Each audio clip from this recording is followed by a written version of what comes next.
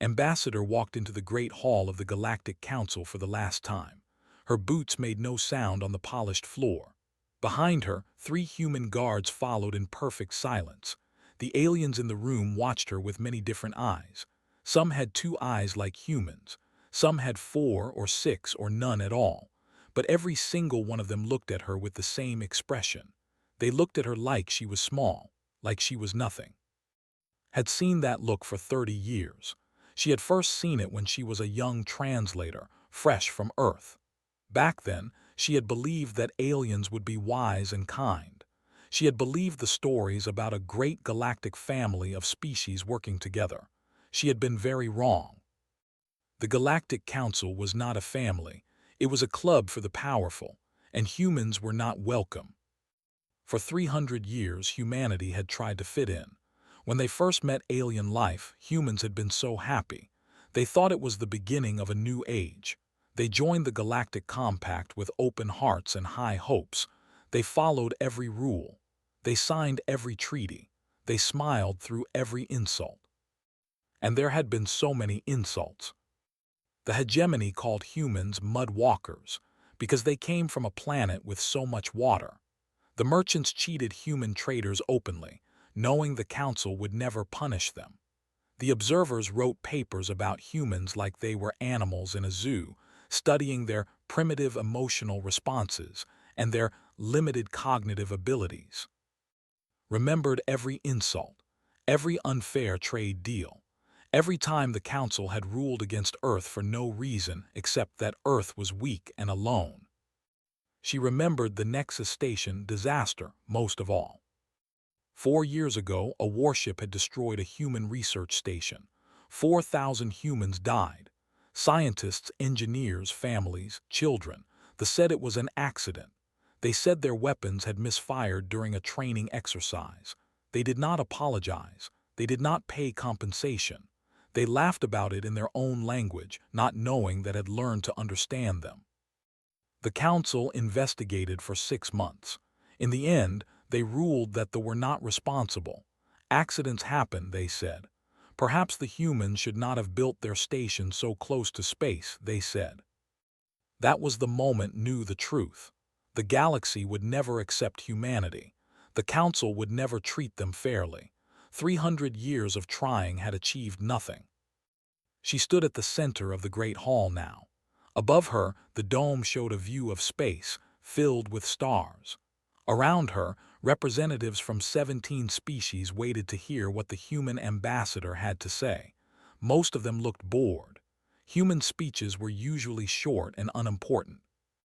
High Arbiter sat on his raised platform. He was a species with gray skin and 4 yellow eyes. He had been the leader of the council for 200 years. In all that time, he had never once ruled in humanity's favor. Ambassador, he said, his voice was flat and cold. You requested to speak, make it quick. Did not bow, she had bowed to for 30 years. She was done bowing. High Arbiter, she said, members of the council, I am here to deliver a message from the United Terran Federation. She paused. The hall was silent. Some of the aliens leaned forward, curious despite themselves. Human announcements were usually about trade requests or border disputes, small things, boring things. Activated her translator device one final time.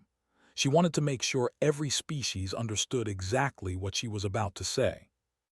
The United Terran Federation formally withdraws from the Galactic Compact. For a moment, nothing happened. The aliens did not understand. Withdrawal was not something that happened. Species joined the compact. They did not leave. Then's 4 eyes blinked rapidly. His gray face turned pale. You cannot do this, he said. The protocols clearly state.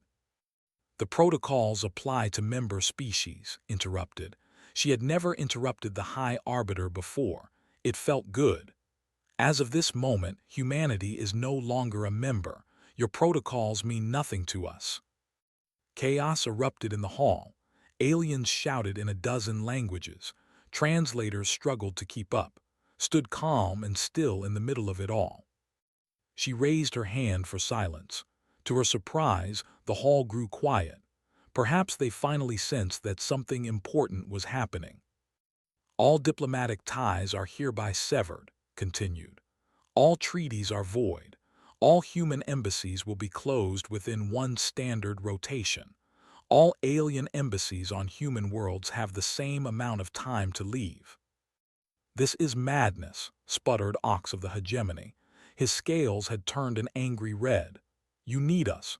Your little species cannot survive alone in this galaxy. Looked at him. She remembered that Ox had personally approved the destruction of Nexus Station. He had called it a useful reminder of the natural order. We have survived alone for 200,000 years, she said. We discovered fire alone. We built cities alone. We reached our moon and our neighboring planets alone. We developed faster-than-light travel alone. Only then did we meet you. She smiled, but there was no warmth in it. We will survive without you. The question is whether you will survive without us. Ox opened his mouth to respond, but was already turning away. You have made it very clear, she said to the entire council, that humanity has no friends here. You have cheated us, insulted us, and killed our people without consequence. For 300 years we tried to earn your respect. We followed your rules. We were patient. We were kind. She walked toward the exit. Her guards fell into step behind her. That patience is over, she said. We are done asking for your approval. We are done hoping you will treat us fairly. You have shown us exactly what you think of humanity. We will remember. She stopped at the door and looked back one final time. Goodbye, High Arbiter. I doubt we will meet again. The door closed behind her. In the great hall, silence stretched on and on. The representatives looked at each other with confusion and fear. This had never happened before. In 10,000 years of galactic civilization, no species had ever walked away from the council. High Arbiter stared at the empty door. His 4 eyes were wide with something he had not felt in centuries. For the first time since he was a child, the most powerful being in the galaxy was afraid. Outside the council building, stepped onto her shuttle. As the door closed behind her, she allowed herself one small smile. The galaxy thought humanity was weak. The galaxy thought humanity was primitive.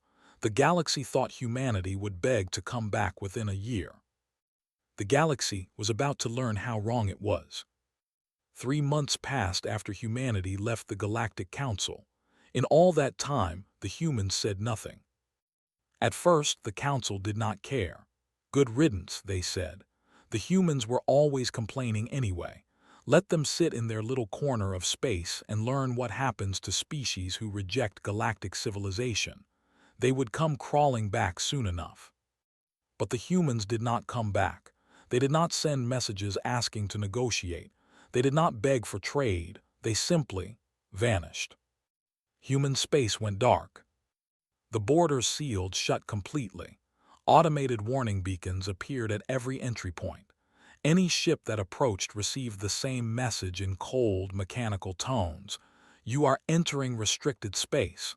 Turn back immediately. This is your only warning. A few ships ignored the warning. They thought the humans were bluffing. Those ships were never seen again. No wreckage was found. No distress signals were detected. They simply disappeared. After the 3rd ship vanished, nobody else tried to enter human space. High Arbiter called an emergency meeting of the council. He tried to sound calm, but his voice shook slightly. We need information, he said. What are the humans doing in there? Admiral X of the military stepped forward. He was a large creature with a hard shell and many legs. His job was to monitor potential threats to the compact. Until now, humans had never been on his list. Our long-range sensors have detected unusual activity, he said. His voice clicked and buzzed as he spoke. Massive energy signatures throughout human space. Their industrial output has increased by a factor of 30. The council chamber went quiet. 30 of the whispered. She was a small being with delicate wings and large dark eyes. Her species had always been friendly to humans. Now she looked terrified. That is not possible. Their infrastructure could not support such growth.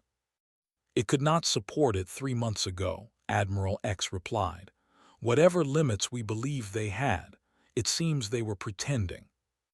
This statement hung in the air like poison.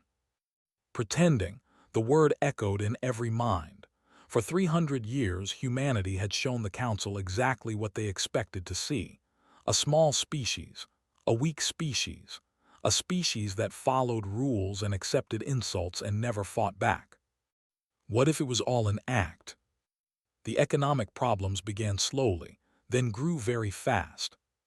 The merchant collective realized first. For generations, they had grown rich by buying human goods cheap and selling them expensive. Humans made excellent machines, medicine, and technology. They had taken advantage of this for centuries. Now the human goods stopped coming. Factories across space went silent. They had no raw materials. They had no components. They had built their entire economy on the assumption that human trade would continue forever. Within 2 months, the collective lost 40% of its profits. Within 4 months, several major trading houses collapsed. Merchants who had laughed at humans for generations now found themselves bankrupt. But they were not the worst affected. The communion had a much bigger problem. Their species was vulnerable to disease. For centuries, human medical research had kept them alive. Human doctors had cured 3 separate plagues that would have destroyed them completely. Now the humans were gone, and the plagues came back. Begged the Council for help. We need access to human medical knowledge, she pleaded. Our people are dying, thousands every day. Please, we must reach out to them, apologize, offer whatever they want. Ox of the hegemony laughed at her. Apologize to those primitives. His scales rippled with amusement. Never. They should have developed their own medicine instead of depending on lesser species. Lesser? Voice cracked. They cured diseases we could not even identify. They built machines we cannot understand. They were never lesser, Ox. We just refused to see it. The vote to send an apology to humanity was held that day. 12 species voted against it. Only 5 voted in favor. The apology was never sent. Meanwhile, the silence from human space continued. The observers tried to gather information. Their species could move through solid matter like ghosts. They could slip past any barrier, read any mind, see any secret. For 10,000 years, nothing in the galaxy had been hidden from them. They reported back with trembling voices. We cannot see inside human space, the lead observer said. She was ancient even by her species' standards, and she had never sounded so confused. It is opaque, blocked. They have done something to prevent our entry. We do not understand how. What do you mean you cannot see? Ox demanded. Nothing can hide from the observers. It is impossible. Then the humans have achieved the impossible, she replied. Whatever they are building in there, they do not want us to know about it. Fear spread through the Council like fire through dry grass. Every species had secrets. Every species had hidden weapons, private research, things they did not want others to know. But no species had ever successfully hidden anything from the observers. Until now. What else had the humans hidden? What else had they lied about? What else was possible? High Arbiter found himself unable to sleep. Every night, he stared at maps of human space. 37 systems. That was what the records showed. 37 small systems with limited resources and minimal military power. But the records had also shown that humans were primitive. The records had shown that humans could not hide anything from the observers. The records had been wrong about everything. What if they were wrong about this too? 6 months after humanity's withdrawal, a spy ship tried to sneak into human space using advanced stealth technology. It was the most sophisticated ship the collective had ever built. It should have been completely invisible. The ship made it exactly 3 light minutes past the border before something destroyed it. The destruction was so fast, so complete, that the spy ship had no time to send a final message. It was simply there one moment and gone the next. The Council received a message 1 hour later. It was short and simple. "We said turn back, we meant it." No threats, no anger, just cold, efficient words. The message carried a deeper meaning that every council member understood. We can see you, we can reach you, and we chose to be merciful this time. The silence continued, and in that silence the galaxy began to understand something terrible. They had never known the humans at all. 2 years had passed since humanity left the Galactic Council. 2 years of silence, 2 years of fear, 2 years of wondering what was happening behind those sealed borders. Then, on the exact anniversary of Ambassador's final speech, a single ship appeared. It was small. It had no weapons. It was not even a real ship, just a simple courier drone designed to carry messages across long distances. It drifted slowly to the edge of Council space and stopped. Every sensor in the region focused on it. 100 warships moved to surround it. The Council prepared for anything: an attack, a trap, a declaration of war. Instead, they received a message. The drone broadcast on every frequency at once, in every language the Council used. The message reached every species at the same moment. No one could ignore it. No one could pretend they had not heard. "To the species of the Galactic Council," the message began. The voice was calm and clear. It belonged to no one in particular. It was simply a voice. "We write not to threaten. We write not to negotiate. We write not to return. We write to inform you of a simple truth." The voice paused. "You never knew us at all." What followed changed everything. The message contained thousands of files, scientific papers, technical documents, historical records, blueprints and schematics for machines the Council had never seen. Each file was more shocking than the last. Admiral X was the first to understand what he was looking at. His shell turned white with shock. His legs buckled beneath him. He had to grab the edge of his command console to stop himself from falling. "This is impossible," he whispered. But he knew it was not impossible. He was looking at proof. The files showed that humanity had developed faster-than-light travel 200 years before they met the Council. They had simply hidden it. When they made first contact with alien life, they had pretended to be surprised. They had pretended to be new to space travel. They had pretended to be primitive. But that was not the worst revelation. The weapons humanity had shown the Council were training models, practice tools, toys for beginners. The real human weapons were something else entirely. The files included images of ships that could destroy planets, machines that could tear holes in space itself, technology so advanced that Council scientists could not even understand how it worked. And the human fleet was not small. For 300 years, the Council had believed that humanity controlled 37 star systems. This was the number in official records. This was the number humanity had reported. This was a lie. The files showed a map of human space, real human space, not 37 systems, not 50, not 100. 417 systems. Hidden colonies scattered across an entire arm of the galaxy. Secret stations in places the Council thought were empty. Shipyards building vessels that made Council warships look like children's toys. Mining operations extracting resources from dimensions that Council scientists did not know existed. For 3 centuries, humanity had hidden an empire. High Arbiter read the files alone in his private chamber. His 4 eyes moved across screen after screen of information. Each new document made him feel smaller. Each new revelation crushed him further. He had believed he was powerful. He had believed the Council was the greatest force in the galaxy. He had believed that humanity was nothing more than a useful species to exploit. He had been a fool. The message had a final section. The voice returned, still calm, still clear. "You contained us," it said, "because we allowed you to believe you could.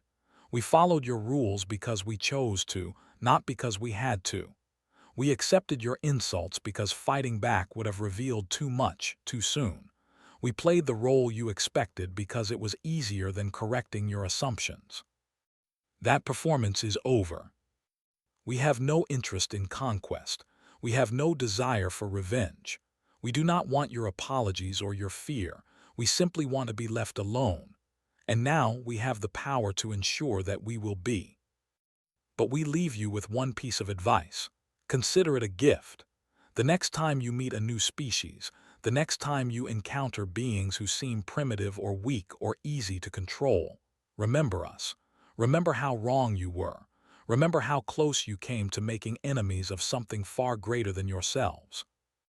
We were patient because patience cost us nothing. The next species may not be so kind. This is not a threat. Consider it a lesson. Sincerely, the United Terran Federation." The message ended. In council chambers across the galaxy, beings of every species sat in silence. Some wept, some raged, some simply stared at nothing, trying to understand how everything they believed had been so completely wrong. Avda was the first to speak publicly. Her voice was soft and sad. "We had 300 years to make friends with them," she said. 300 years to treat them with basic decency. We chose cruelty instead, and now we have lost them forever." No one argued with her. Ox of the hegemony did not speak at all. He had retreated to his quarters and refused to emerge. Some said he was planning revenge. Others said he was too afraid to face what he had done. The truth was simpler. Ox had spent his entire life believing in the natural superiority of his species. He had built his identity on the idea that some beings were meant to rule and others were meant to serve. The humans had destroyed that belief completely. Ox was not planning anything. He was simply broken. Admiral X ran military simulations for 72 hours straight. He tested every scenario he could imagine. What if the Council attacked human space? What if they formed an alliance against humanity? What if they used every weapon, every ship, every soldier they had? The simulations all ended the same way. Total defeat, every time in every scenario. The humans had not just hidden their strength. They had hidden so much strength that the entire Galactic Council combined could not threaten them. If humanity decided to attack, nothing could stop them. And that was the most terrifying part of all. The humans were not attacking, they were not threatening. They had revealed their power and then simply gone back to being silent. They had proven their point, and having proven it, they had nothing more to say. The galaxy would have to live with that silence forever. The revelation broke the galaxy. Not with fire or war or destruction. Those things would have been easier to understand. Instead, the galaxy broke slowly, quietly, like a building whose foundation had suddenly turned to sand. Everything the Council believed had been wrong. Every assumption, every calculation, every plan for the future was now worthless.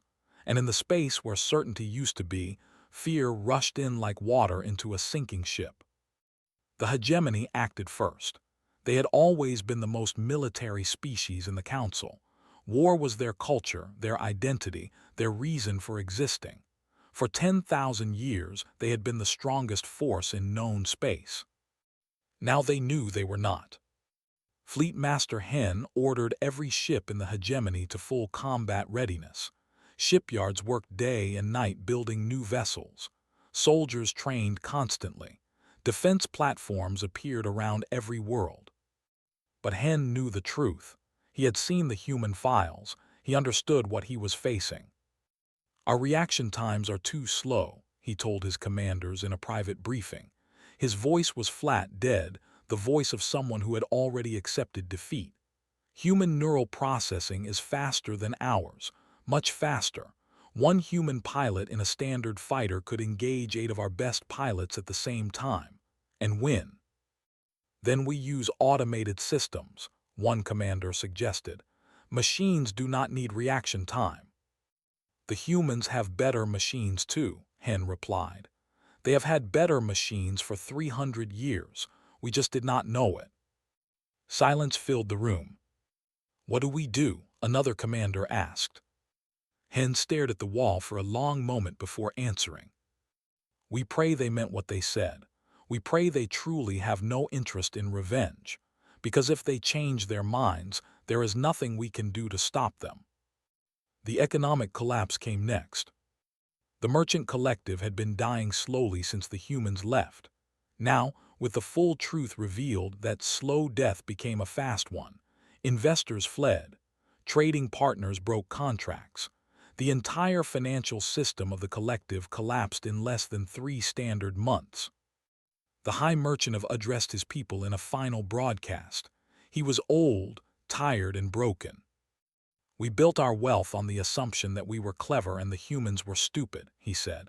We cheated them because we believed they did not know they were being cheated. We stole from them because we thought they could not stop us. He paused, his breathing heavy. They knew. They always knew. They let us do it because taking action would have revealed their true nature. We were not clever. We were fools dancing for their amusement. The broadcast ended. The High Merchant resigned. The collective began to tear itself apart as different factions blamed each other for the disaster. 3 minor species that depended heavily on trade collapsed entirely. Their populations scattered across the galaxy, becoming refugees with no home and no future. The Council did nothing to help them. The Council was too busy trying to survive itself. Fear does strange things to beings. Some become aggressive. Some become paralyzed. Some begin to see threats everywhere, even in places where no threats exist. All of these things happened in the Council. High Arbiter tried to maintain order, but his authority had been destroyed along with everything else. Why should anyone listen to him? He had been wrong about the most important thing in galactic history. His judgment was clearly worthless. Ox emerged from his isolation, but he was a changed being. The arrogance was gone. In its place was something darker, something desperate. We must strike first, he said at a council meeting. His voice was shrill, almost panicked. Before they finish whatever they are building, before they decide to come for us, we must attack now while we still can. Attack with what? Asked. Her voice was cold. She had lost 3 million of her people to the returning plagues while the council debated and delayed. She had no patience left for fools. You saw the simulations. You saw the files. We cannot win a war against them. Then we die on our feet instead of on our knees, Ox shouted. No, replied. You would have us all die for your pride. The humans said they have no interest in our affairs. I believe them. They have had 2 years to attack. They have not. They are waiting, building strength, planning. They do not need to build strength. They already have more strength than all of us combined. If they wanted us dead, we would be dead. The fact that we are having this conversation proves they are telling the truth. The argument continued for hours. It solved nothing. The council was broken beyond repair, unable to agree on anything except that everything had gone terribly wrong. Meanwhile, in the shadows, something new was beginning. Individual species started reaching out to human space. Not officially, not through the council. Private ships carried private messages. Merchants, scientists, diplomats acting without authorization. Desperate beings hopping to establish some connection with the silent giants beyond the border. Most received no response. Their messages vanished into the void. Their ships were turned away by the same automated warnings that had always been there. But a few received something different. A medical researcher named La sent a message begging for help with the plagues. She did not ask for forgiveness or make excuses. She simply described the suffering of her people and asked if there was anything that could be done. 3 days later, she received a response. It was short and simple, a set of coordinates. an invitation to a meeting point at the edge of human space. She went alone, against the advice of everyone who knew about it. Her ship approached the coordinates and found a human vessel waiting for her. The human who greeted her was a doctor named James. He was tall and thin, with gray hair and kind eyes. He looked tired, like someone who had worked too hard for too long. "I read your message," he said. "The plagues you described. We cured those diseases centuries ago. The treatments are simple, we can help." La felt tears forming in her eyes. "Why, after everything we did to you, after all the insults and the cruelty, why would you help us?" James smiled sadly. "Because you asked nicely," he said. "Because your message did not demand or threaten or blame. You just told us people were dying and asked if we could help. That is all it ever took. That is all anyone ever had to do." He handed her a data chip containing medical information that would save millions of lives. "We never wanted enemies," he said. "We just refused to be treated as lesser beings. If your species can accept us as equals, truly equals, then we can be friends. If not," he shrugged, "then we wish you well, but we will have nothing to do with you." La took the chip. She looked at this strange, forgiving human and understood something important. The galaxy had not lost humanity through strength or cunning. The galaxy had lost humanity through arrogance, through cruelty, through the simple failure to treat another species with basic respect. And for some species, at least, there might still be a chance to make things right. 10 years had passed since humanity walked away from the Galactic Council. The galaxy looked very different now. The Council still existed, technically. The Great Hall still stood. The representatives still met. But the power was gone. The authority was gone. Half the species that once sat in those ancient seats had left to join something new. They called it the Terran Accords. It started small. They were first, after the medical researcher La brought proof that humans could be reasoned with. Then came 3 minor species who had been mistreated by the Council for centuries. Then more, and more. Each species that joined the Accords had to agree to simple rules. All members were equal, truly equal, not just in words but in law and practice. Trade agreements had to be fair to both sides.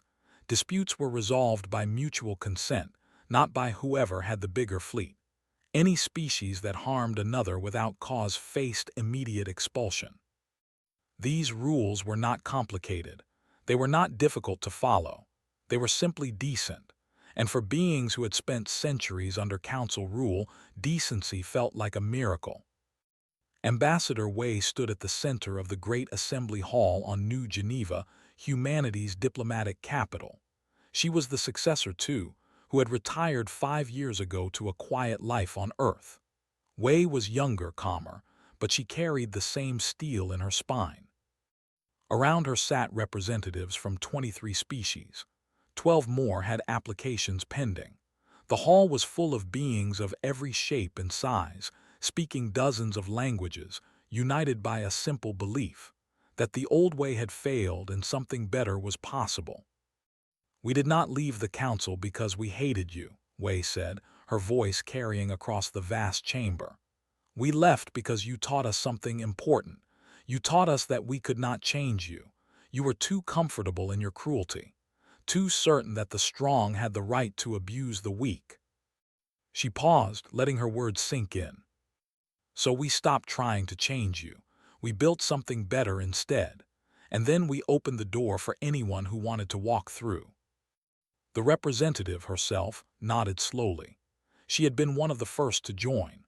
Her people had been saved by human medicine, but more than that, they had been saved by human kindness. She had never forgotten the doctor who helped them simply because they asked nicely. "The door remains open," Wei continued. "Even to the council, even to species who treated us badly. We are not interested in revenge. We are not interested in punishment. The past is past." She looked around the room, meeting the eyes of every representative. "But the rules are not negotiable. Equality, respect, accountability, These are requirements, not requests. Any species that joins the Accords must accept them completely. Any species that violates them will be expelled immediately. What if we make mistakes? Asked a representative from a species that had just joined. What if we fail to meet the standards? Wei smiled. It was a warm smile, genuine and kind. Mistakes are human, she said, using the phrase her species had made famous across the galaxy. What matters is how you respond to them. Admit your failures, make them right. Learn and improve. We do not expect perfection. We expect effort. We expect honesty. We expect the basic willingness to treat others as you would want to be treated. The Assembly voted to admit 4 new species that day. The applications were approved unanimously. In the Terran Accords, votes were always unanimous. If even one species objected, the matter was discussed until agreement was reached. No one was forced. No one was ignored. Every voice mattered. It was slow, it was sometimes frustrating, but it worked. Far away, in the old council chamber, the remaining members watched a broadcast of the Accord ceremony. There were only 8 species left. The rest had either joined the Accords or collapsed entirely. High Arbiter was still there. He was very old now, his gray skin wrinkled and his 4 eyes dim. He had refused to resign, though many had asked him to. He said he wanted to see how the story ended. They are succeeding, he said quietly. No one responded, there was nothing to say. Ox was gone. His species had torn itself apart in civil war, different factions blaming each other for the disaster. The hegemony that had once been the most powerful military force in the galaxy was now a collection of scattered refugee camps and burned-out worlds. The collective had simply ceased to exist. Their merchants had fled to 100 different places, trying to rebuild their lives. Some had joined the Accords and found success there. Others had not. Turned off the broadcast, the chamber fell silent. We did this to ourselves, he said. His voice was tired, defeated. We had 300 years. 300 years to treat them as equals, to see them as partners instead of servants, to be decent. He closed his 4 eyes. We chose not to, and this is the result. No one disagreed. On New Geneva, the celebration continued late into the night. Species that had once been enemies danced together under alien stars. Children of different worlds played games together, laughing in languages their parents did not understand. Ambassador Wei stood on a balcony overlooking the celebration. She thought about the journey that had brought her here, the centuries of patience, the years of silence, the decision to build rather than destroy. A human child ran past her, chasing a child in some game they had invented together. Both were laughing. This, Wei thought, this is why we did it, not revenge, not power, just the chance to build something worth having. Somewhere in the galaxy, the old council still met in their ancient hall. They still pretended to matter. They still believed they could somehow recover what they had lost. But the future belonged to the Accords. The future belonged to species who had chosen kindness over cruelty, cooperation over domination, equality over hierarchy. The future belonged to those who had learned the lesson humanity tried to teach them. And high above New Geneva, in the endless darkness of space, the stars continued to burn. The same stars that had watched humanity crawl out of caves and build cities and reach for the heavens. The same stars that would watch whatever came next. Humanity had been underestimated. Humanity had been insulted. Humanity had been called primitive and weak and worthless. And humanity had responded not with war but with patience, not with destruction but with creation, not with hatred but with the simple refusal to accept less than they deserved. In the end, that was the most human thing of all. Not the technology, not the hidden fleets, not the secret empire. Just the stubborn, unbreakable belief that they were worth something, that everyone was worth something, that the measure of a species was not how much power it could take, but how much good it could build. The celebration continued, the children played, the stars burned on. And across the galaxy, beings of every shape and size looked up at those stars and wondered what humans might teach them next. The answer, as always, was simple. Be kind, be fair, be decent, treat others as equals. It was not complicated, it was not difficult. It was just hard to do when you thought you were better than everyone else. The galaxy was finally learning that lesson. And humanity, patient as ever, was happy to help.